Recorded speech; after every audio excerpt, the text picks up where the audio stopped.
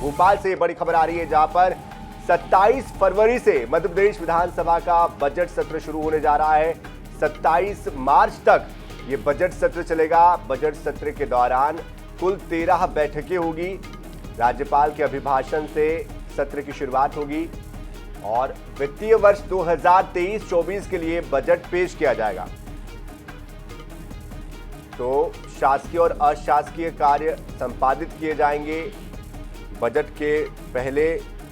और जाहिर तौर पर यह बजट इसलिए भी खास हो जाता है क्योंकि ये चुनावी साल है। ऐसे में इस बार सभी को उम्मीदें हैं कि इस बार के बजट में आम लोगों के लिए बहुत कुछ होगा। आम लोगों को कई सौगातें इस बजट के जरिए मिल सकती है। तो 27 फरवरी से मध्य प्रदेश का बजट सत्र शुरू होने जा रहा है। ये बजट सत्र किस तरह का होगा ये भी देखना होगा। हालांकि हंगामा होने के भरपूर आसार है। राज्यपाल के अभिभाषण से ही बजट सत्र की शुरुआत भी होगी। वित्तीय वर्ष 2023-24 के लिए बजट पेश किया जाएगा। 27 फरवरी से मध्य प्रदेश विधानसभा का ये सत्र शुरू हो जाएगा।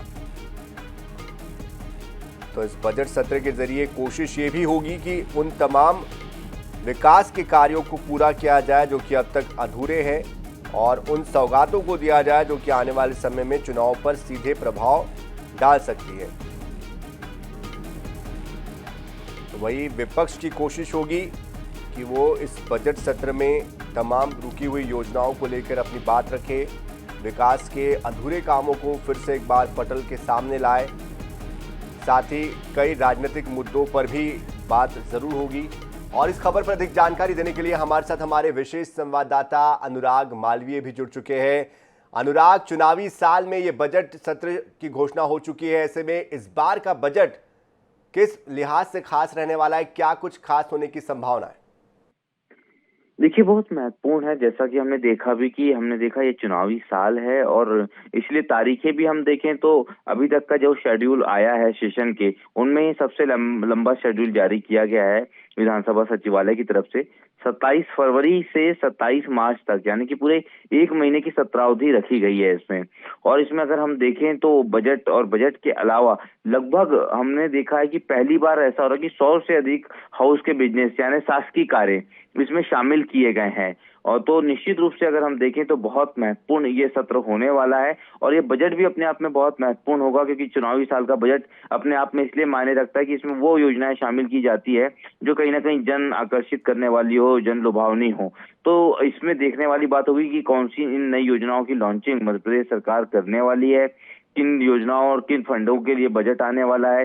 क्योंकि इसमें ये भी बात होगी कि इंफ्रास्ट्रक्चर डेवलपमेंट एक बहुत महत्वपूर्ण बिंदु होगा और इसके अलावा फंडामेंटल फैसिलिटीज, तो इन पर फोकस रख के ये बजट आएगा। तो निश्चित रूप से ये सत्र जितनी लंबी अवधि का है उतना ही ज्यादा महत्वपूर्ण भी है। जी बिल्कुल, लेकिन विपक्ष किस तरह से तैयार है? क्योंकि इस बार हम देख रहे हैं कि अवधि भी थोड़ी लंबी रखी गई है। पिछली बार जैसे हमने देखा कि शीत सत्र जब हुआ था, 5 दिनों का सत्र हुआ था, किरकिरी सरकार की हुई थी और दोनों आरोप प्रत्यारोप लगा रहे थे कि सत्र बहुत छोटा है, इसके लिए विपक्ष जिम्मेदार है।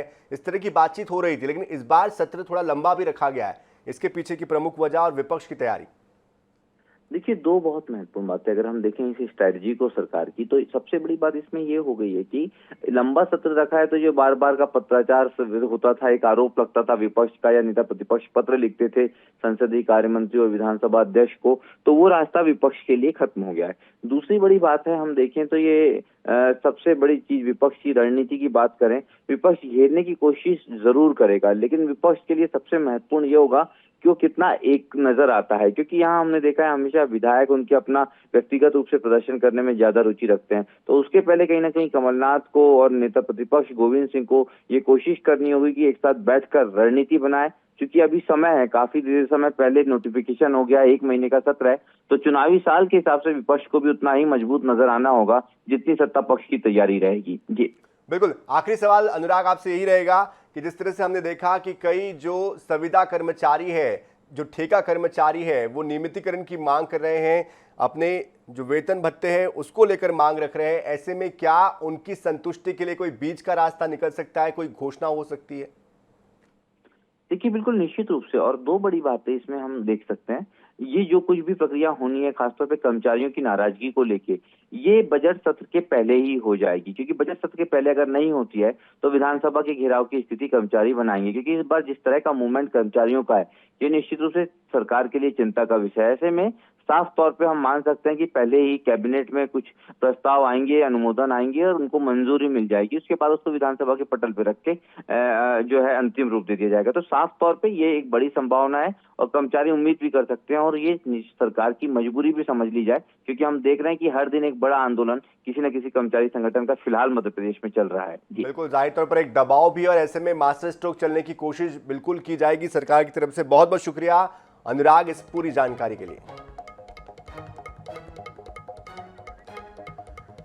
तो बजट सत्र मध्य प्रदेश का होना है और इसके लिए जो समय है वो तय हो चुका है। 27 फरवरी से बजट सत्र की शुरुआत होनी है, 27 मार्च तक।